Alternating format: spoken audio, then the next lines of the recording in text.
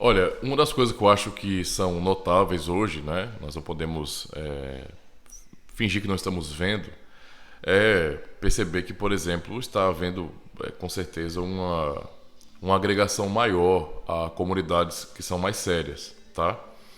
Não é que está superando, não é, as agregações que existem em comunidades de charlatões, não é? Que são uma ilusão. É claro que essas comunidades vão ficar sempre em alta porque o que eles oferecem, não é? Essas comunidades que se chamam de igrejas, não é? Que não tem de igreja não tem nada, mas o que eles oferecem é tentação. Não é? Eles não oferecem nada diferente do mundo. Não é? Eles oferecem exatamente uma versão gospelizada do mundo, não é? É basicamente isso, tá? Ou seja, não é uma versão diferente de fato, não tem a ver com uma mudança de vida, uma mudança de conceito, de princípios, não. É a mesma coisa, principalmente com relação às áreas mais artísticas, questão de música, práticas, danças e tudo mais, eles só pegam, colocam na igreja, colocam uma letra evangélica e acabou, tá resolvido o problema. E sem contar o oba-oba, as questões dos mistérios, não é? Das unções aí que eles inventam, dessas coisas, sabe?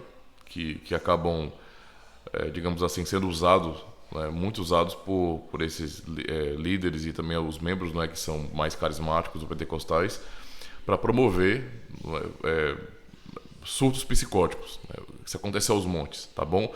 Ora, se você é um pentecostal e está assistindo aqui o canal e você não é assim, então não se ofenda, não é para você isso, mas no geral nós vemos muito isso acontecer.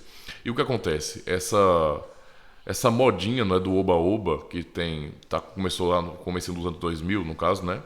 Aqui no Brasil, por exemplo, claro que tinha antes, né, o movimento pentecostal em si, mas percebe-se que a acusação contra reformados, não é?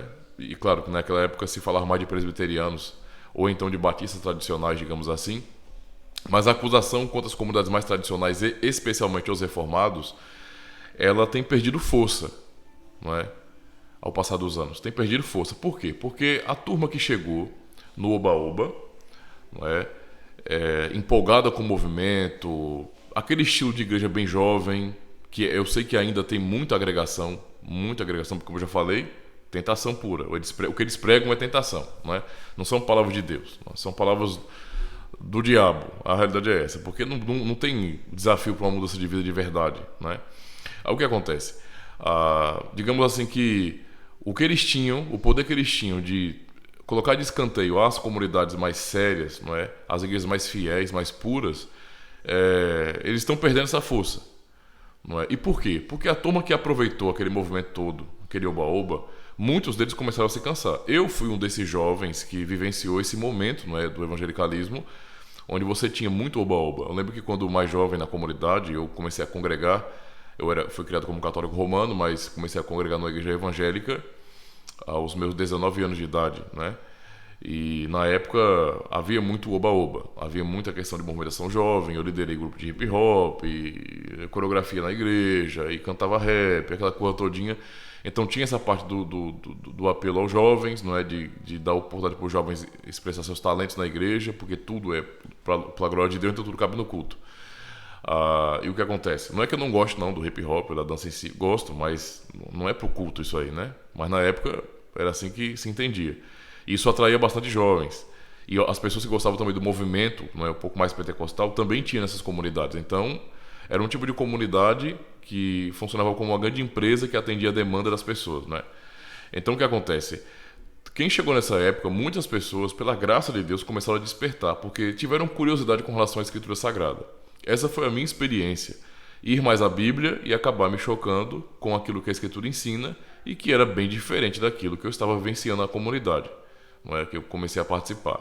E essa tem sido a experiência de muitas pessoas também. Muitas pessoas que se entregaram, realmente foram para entregaram o coração a toda essa loucura, não é, de hipnose evangélica, não é, e tudo mais, acabaram acordando dessa situação, desse furacão neopentecostal, digamos assim, acabaram acordando por causa da Escritura Sagrada e boa parte resolveram buscar comunidades sérias e tentar descobrir um mundo maior, né?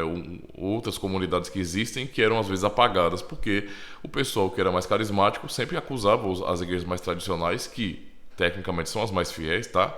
Só para constar, acusavam eles de serem crentes frios, não é? crentes frios, crentes que não criam no Espírito Santo, crentes que eram só estudo, só teologia, mas espiritualidade nada, ou seja, uma falácia, não é, para eles poderem legitimar as suas loucuras. E o resultado, não é, isso não está colando mais como antes. Por mais que haja tanta agregação ainda em comunidades assim, mas não é como antes. Hoje, graças ao bom Deus, pelo advento da internet, por todas essas mídias sociais, não é, a questão das redes sociais em si, tudo isso tem ajudado muito a difundir a fé reformada. Aqui o canal mesmo é um canal pequeno, mas já tem alcançado pessoas aí que são desses meios, não é? Desse meio gospel realmente, e que tem de vez em quando acessado algum vídeo procurando, não é, com curiosidade reforma, e acaba chegando aqui no canal.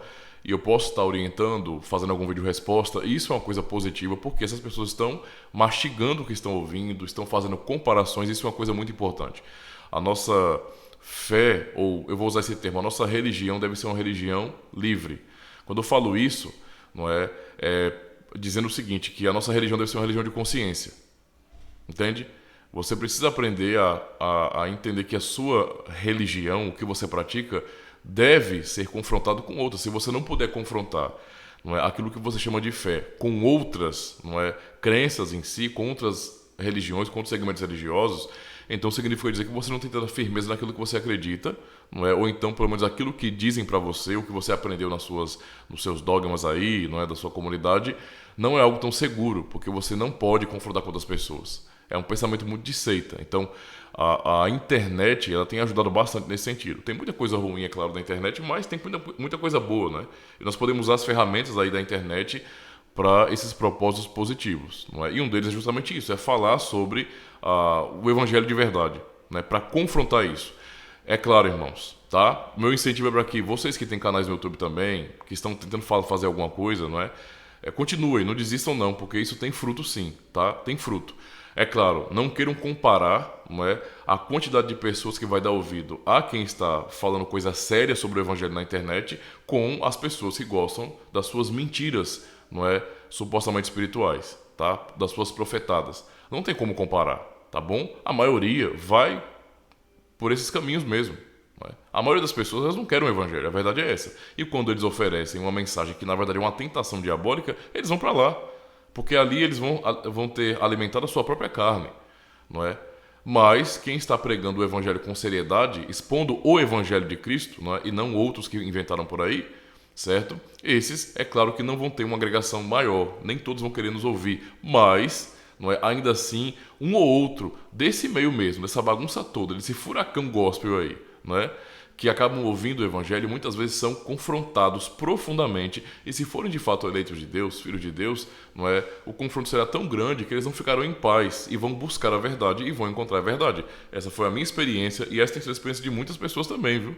Então vamos continuar aí, não é? E graças a Deus por isso, porque uma hora, não é, realmente a ficha iria cair e as pessoas estão percebendo. Tanto é que esses líderes desses movimentos, não é, de charlatanismo, eles têm que o tempo todo se reinventar, o tempo todo inventar alguma coisa nova, porque não está colando mais, está sendo mais difícil para eles, não é, usar toda essa criatividade para inventar coisas novas, para continuar atraindo pessoas para as comunidades, não é? As pessoas vão começando a se frustrar, vendo que não é assim, que a vida não é desse jeito. E então, quando realmente creem em Jesus Cristo, mesmo naquele meio, naquela situação difícil, naquele meio ali bagunçado, elas vão procurar ajuda, elas vão orar a respeito, elas vão se interessar em conhecer outras comunidades que anteriormente jamais pisariam, não é, jamais visitariam uma comunidade séria, porque tinham essa mentalidade por seus líderes ensinando que ali é uma igreja de incrédulos. Como é que isso pode fazer sentido? Uma igreja de incrédulos, né? Ali as pessoas não creem no Espírito Santo, não creem no agir de Deus, e aí elas realmente guardaram isso e aprenderam a se afastar dessas pessoas. Mas hoje isso está mais difícil, não é? E graças a Deus pelos meios que o Senhor nos providenciou para pregarmos o Evangelho, tá? Então, por mais que esses falsos profetas ainda tenham muitos adeptos, não é? Aguardem, os dias de vocês estão contados, tá certo? Uma hora vocês vão ter que lidar com o próprio Senhor Jesus Cristo, tá bom? Se liguem nisso aí. Valeu!